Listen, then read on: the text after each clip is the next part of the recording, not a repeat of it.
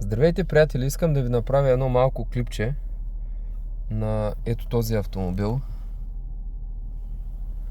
който свети така красиво и има абсолютно всички бутони тук на този панел.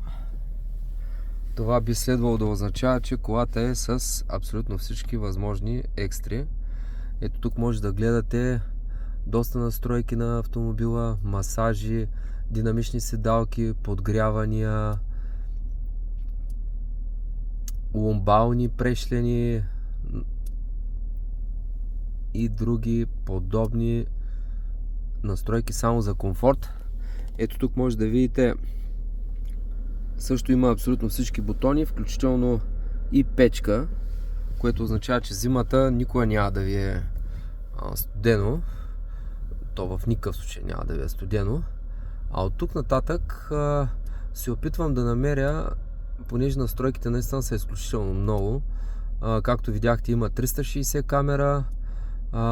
Идеята в този автомобил е да изпитате най-големия комфорт, който може да съществува в един автомобил. И този автомобил е S-класа 2016 година или така наречения W222. Ето това е най-хубавата екстра, която е смяна на амбиентното осветление в самия автомобил.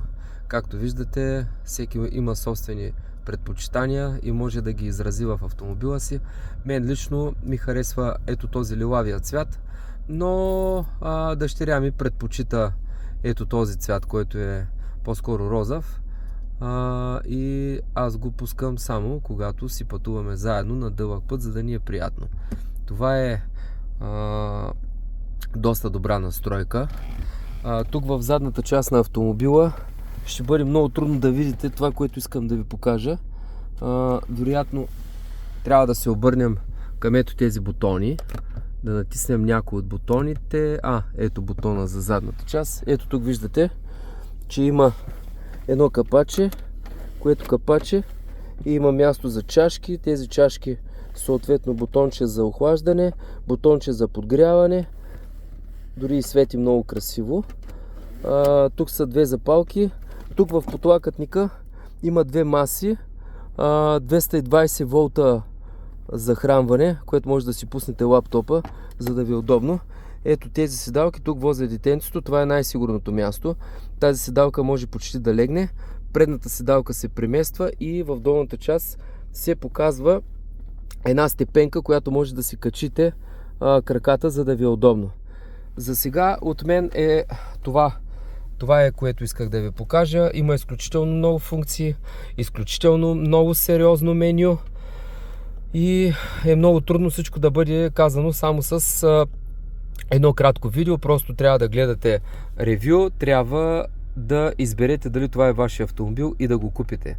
Няма да съжалявате, това е истинският автомобил. Аз лично смятам, че друг, след като вече карам този, не съществува за мене като марка и модел. Приятна вечер, приятели, и до скоро!